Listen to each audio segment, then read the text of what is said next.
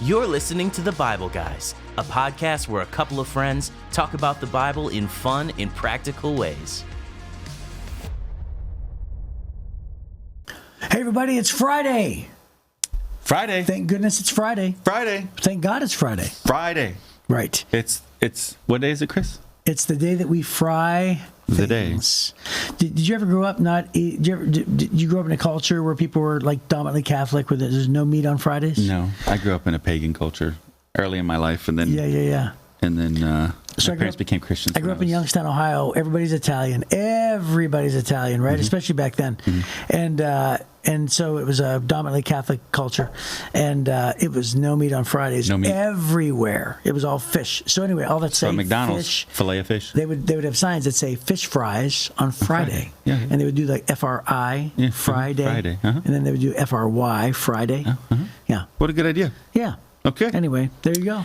Well, today, Chris, we have a big one.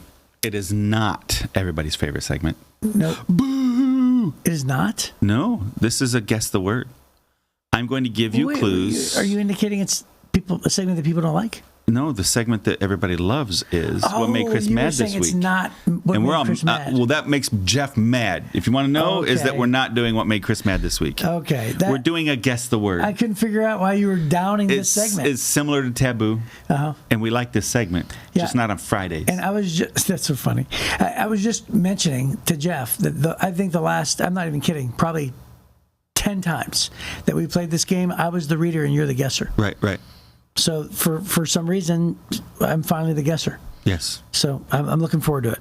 So if you're watching, hopefully we'll put on the screen the words that Jeff cannot say. Yes. Okay. So it's like Taboo. Yep. And I'm going to try to help get you to do it. Okay. And each one is worth 10,000 points. 10,000. Yes. Oh. When did you become the arbiter of points? Just now. Oh, okay. You took over. Yep. You usurped my point giving Yes. generosity. 10,000 is pretty generous. I am pretty sure I gave you like 7 million a couple weeks ago. So, Well, but hey, if you want to go with 10,000, that's fine. Yes. Okay. Usually, it looks like a diamond. Sometimes it looks like a dragon or something else, and you get it to go up in the air. What?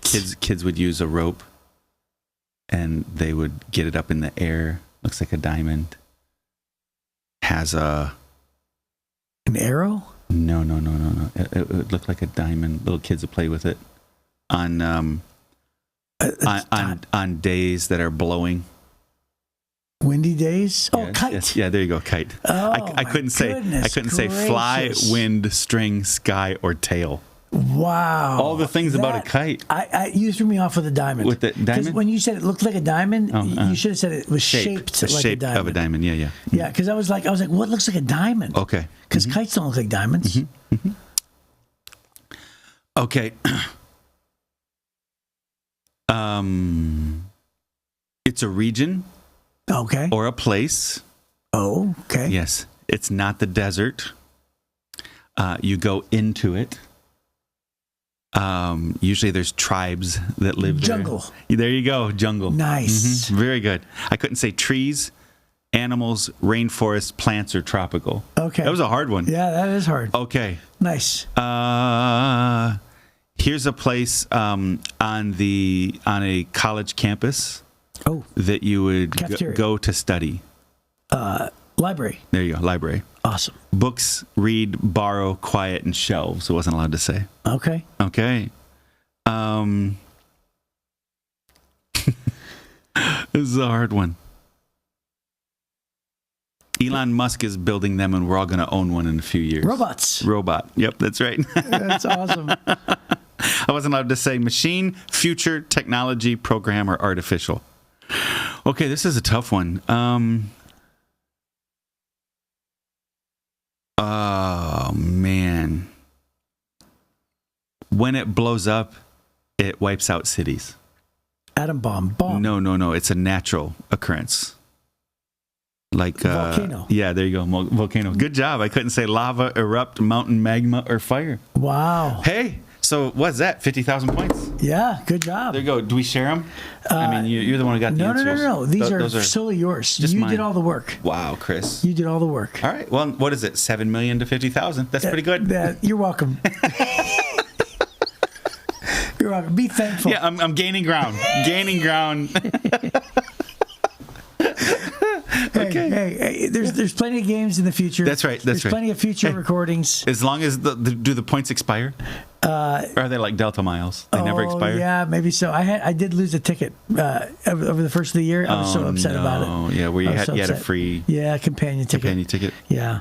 So, hey, I don't know about you, but I felt like that segment had a lot of life.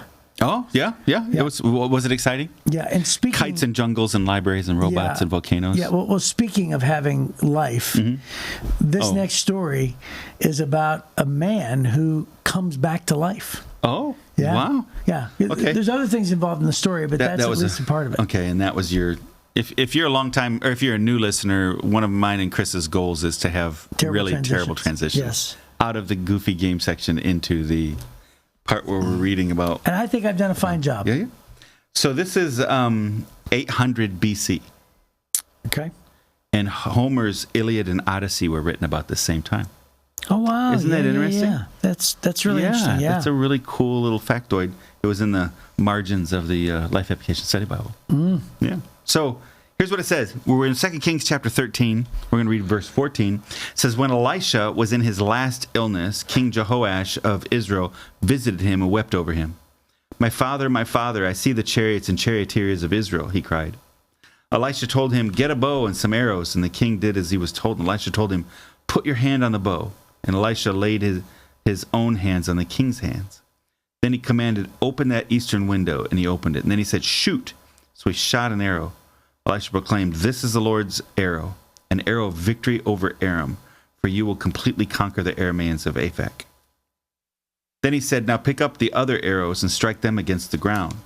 So the king picked them up and struck the ground 3 times. But the man of God was angry with him. You should have struck the ground 5 or 6 times, he exclaimed. Then you would have beaten Aram until it was entirely destroyed. Now you will be victorious only 3 times. And then Elisha died and was buried. Groups of Moabite raiders used to invade the land each spring, and once when some Israelites were burying a man, they spied a band of these raiders, and so they hastily threw the corpse into the tomb of Elisha and fled. But as soon as the body touched Elisha's bones, the dead man revived and jumped to his feet. Zoinks. King Hazael of Aram had oppressed Israel during the entire reign of King Jehoash. But the Lord was gracious and merciful to the people of Israel, and they were not totally destroyed. He pitied them because of his covenant with Abraham, Isaac, and Jacob, and to this day he still has not completely destroyed them or banished them from his presence. King Hazael of Aram died, and his son Ben-Hadad became the next king. Where am I reading to? Verse 25. Then Jehoash, son of Jehoahaz, recaptured from Ben-Hadad, son of Hazael, the towns that had been taken from Jehoash's father, Jehoahaz. Wow. Jehoash defeated Ben-Hadad on 3 occasions, and he recovered the Israelite towns. Wow. Jehoash, those names? Jehoash and Jehoahaz. Yeah. Jehoash, the son of Jehoahaz. Yeah. And they only had to say it like 3 times. So. No, it's crazy. Whew.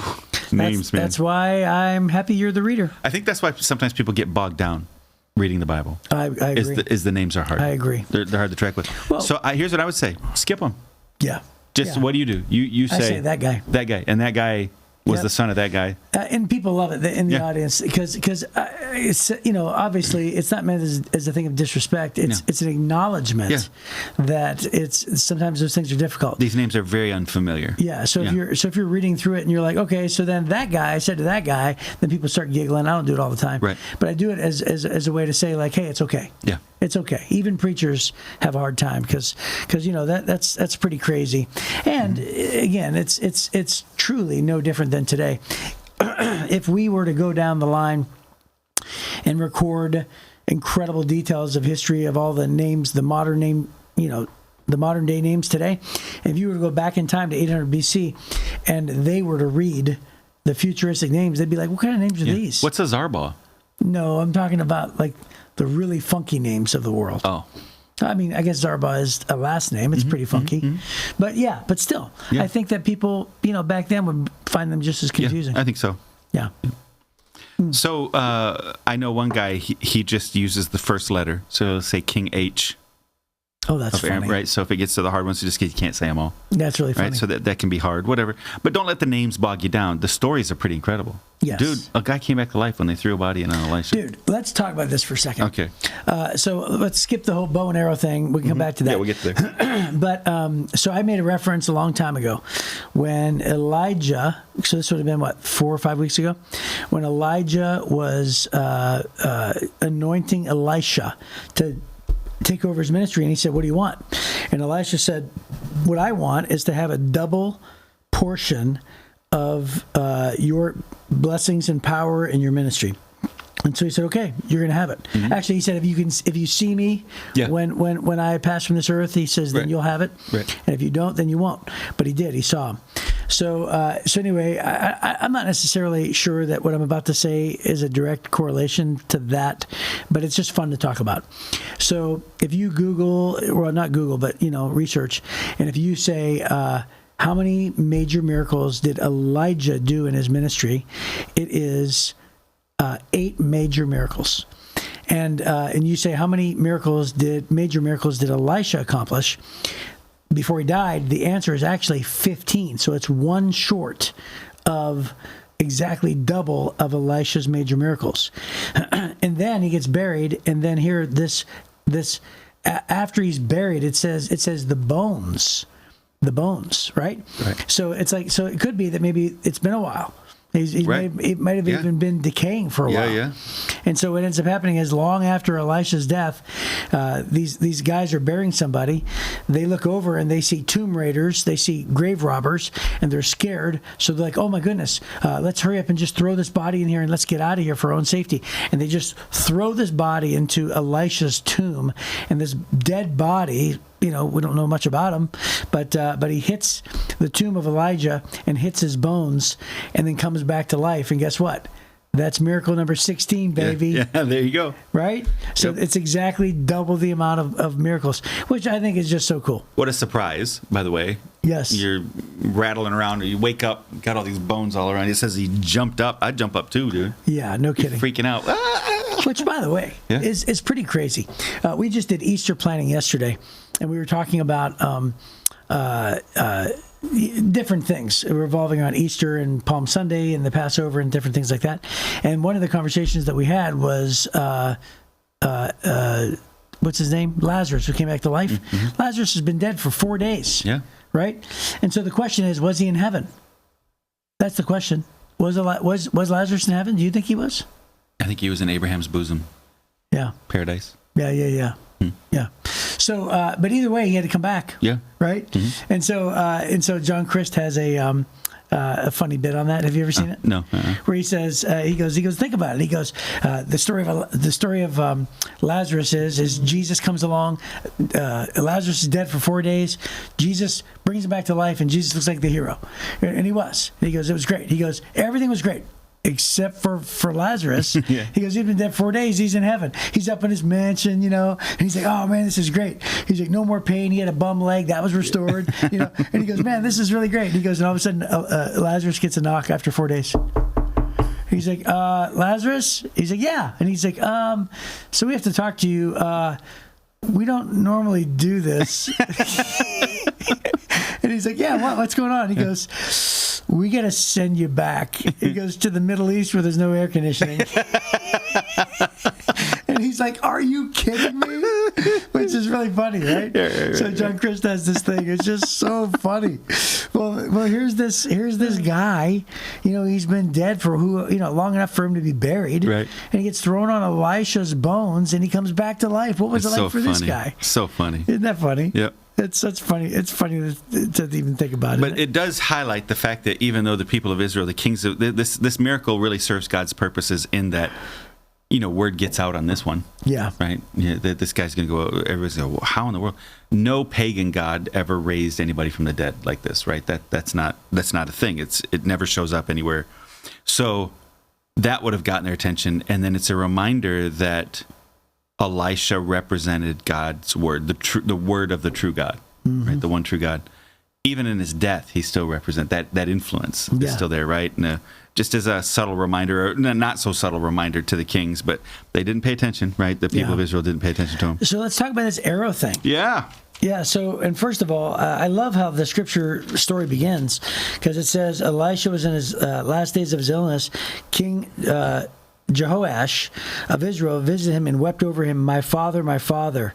In other words, this is like a spiritual father to Elisha. It wasn't his literal father, right? You mean Jehoash? Yeah, Jehoash was weeping over Elisha. Yeah. And said, my father, my father. But it wasn't his biological father, is what I'm trying to say. Right. It was a father figure. Right. And so in other words, he loves Elisha, right? Which, by the way, was a testament to him being raised in the temple, wasn't it? No, not Jehoash.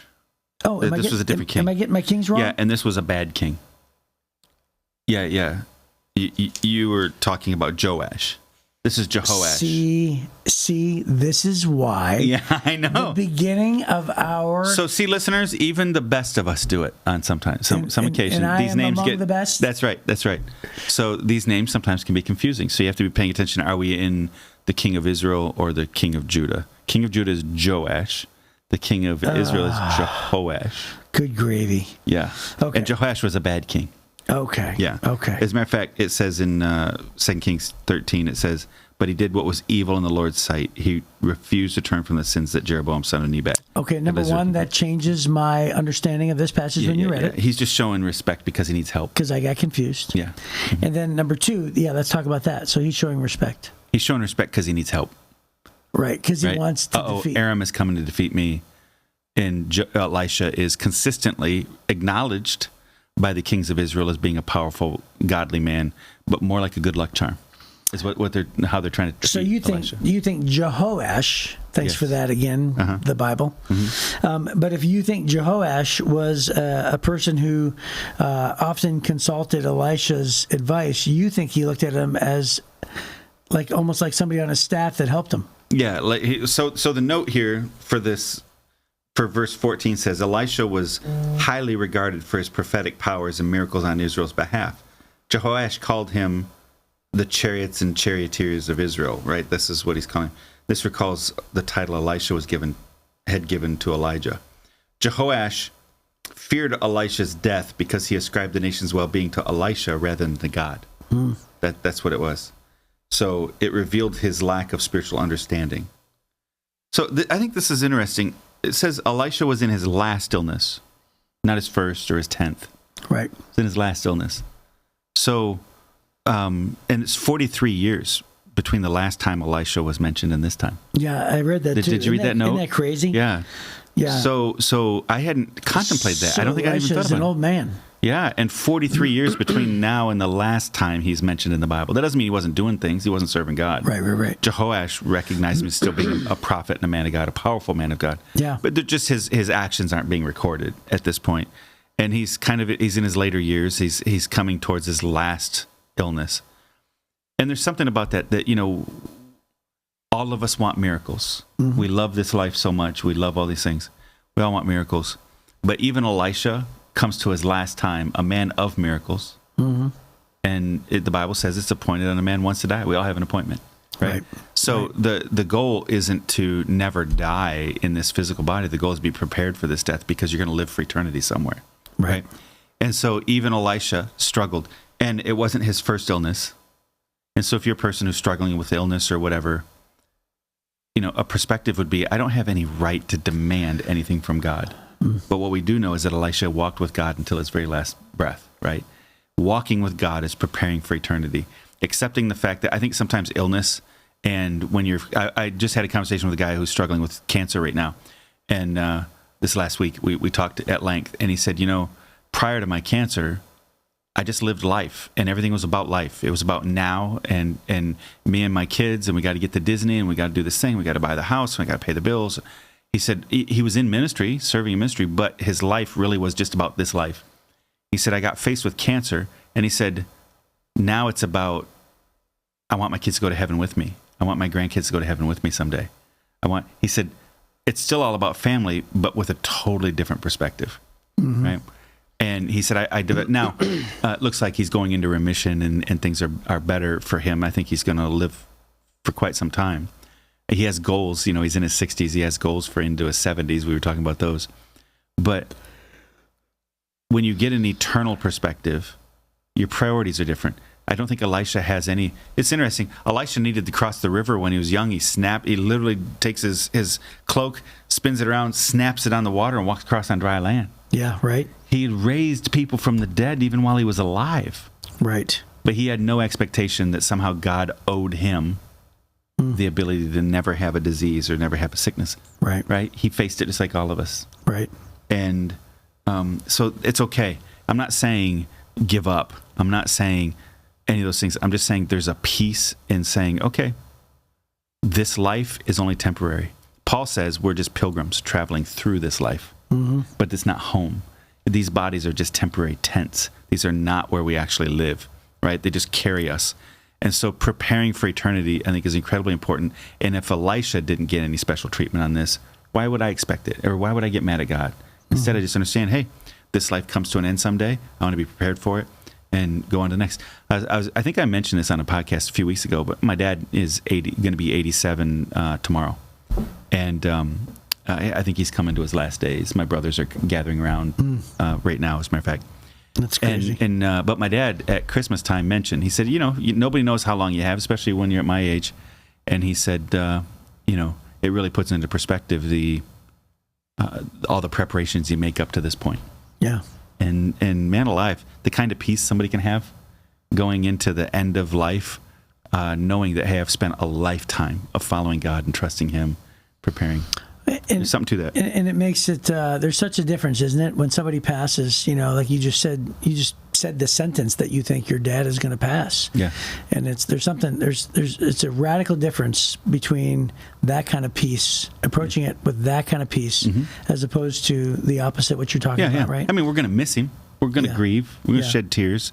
It's a struggle. But knowing that we grieve, but not as those who have no hope. That's right. So you have Elisha, who's a guy who's all in all the time. Right. But the last words of Elisha are, he's a little ticked at Jehoash. Right. Because he's like, come on, dude. Which, by the way, we haven't talked about the arrows yet. Yeah. And that's a good word. I wanted to get into this word too. So it's very common for Elisha to have done something symbolic and saying like, hey, here's a prophecy, right. Here's a prediction, right? About what God says. And so he decided to use a visual aid and said, hey, let me help you shoot this arrow out the eastern window, because that's where it was. It was to the east. Right. It was to the east, which is really great. So anyway, so he says, shoot it to the east. Whew, he shoots it and he goes, okay, that's an arrow of victory. This is what this is going to mean. You're going to win. And then he says, okay, now take the arrows and then destroy them on the ground. He says strike, right? But if you look into it, it's what he's meaning is destroy the rest of the arrows, right? Smash them. And so he said he hits it 3 times. And so you know what that is? To me, it's like if God's going to ask you to do something, then do it, right? Don't just hit it 3 times. Smash them, right? Smash. If he says smash them, don't stop until you smash them. Well, keep doing it until God says stop. Right. Just keep going. Yeah. So he says strike him on the ground. Yeah. So what does he do is tap. Yeah. So he goes boom, boom, boom. He hits it 3 times, and he goes, man. Elisha says, I'm angry because if you would have continued to do it, then you would have had full victory. You would have defeated them until they were gone. He said, but you didn't. So therefore, God's going to give you 3 because He asked you to do something, and it was symbolic, and you knew it was symbolic. Right. You just shot the arrow, right? You did that well with me, but it does say that Elisha's hands were on his hands, right? And so for the bow. For the bow. So he asked him to do something by himself, smash the arrows. He only did 3. I can almost visually see it, where he says, smash the arrows, and he takes them and he goes, tap, tap, tap. And he looks back. You're like, okay, now what? And he's like, dude, he didn't say anything. Like it's some kind of a formula or something. It's almost like, no, I asked you to do something, do it with your whole heart. And so it just seems to me that that's the indication. It's like you didn't complete what I asked you to do. When I said strike them on the ground, I'm asking you to destroy the rest of the arrows, and you didn't do it. And so therefore, anyway, I think there's a sermon in there somewhere. Go all in with God. That's what it is. Go all in with God. Just give it all that you have. Right. Go after it. Whatever God says to you, go after that until God tells you to do something else. And just don't go halfway. Yeah. We get timid about spiritual things and get super excited about driving a golf ball. Right? We get really timid about doing, about sharing our faith with our neighbor, but we get super excited about whatever our hobby is. And what's happening here is, here's a king. He comes looking to Elisha for wisdom and guidance, but then he goes halfway. Right. Instead of being enthusiastic, because he's hoping for a good luck charm. God, just do amazing things. Do a miracle. And instead, it's very clear that it's symbolic. Let me hold your hands. Let me help you draw the bow back. And he drew it all the way back. And he flung that arrow far because it went all the way out the window and shoots out. Right. So this is an all-in, old man, all-in, helping him pull back this bow, fling that arrow. The kind of power behind that is what he's wanting from Jehoash to do on his own. Right. Is bring that kind of power. Right. Bring that kind of enthusiasm. And he goes, tap, tap, tap. It's like, come on. Okay, you're going to win 3 battles. Right. Man, if you destroyed those arrows, if you'd beat it 5-6 times, God would have just wiped out your enemies. Instead, you're going to have some victories and a little bit of peace, but it's not going to be what you really wanted. Yeah. And so, you're going to have some blessings as you follow God. But when you go all in, that's when you're going to really drive back the enemy in your life and in the life of the family and all the people who are relying on you. Yeah. And he didn't go all in. That's great. Yeah. Well, hey, that looks like it's our time. It's a good place to end. And hopefully we will see you on Monday on the Bible Guys.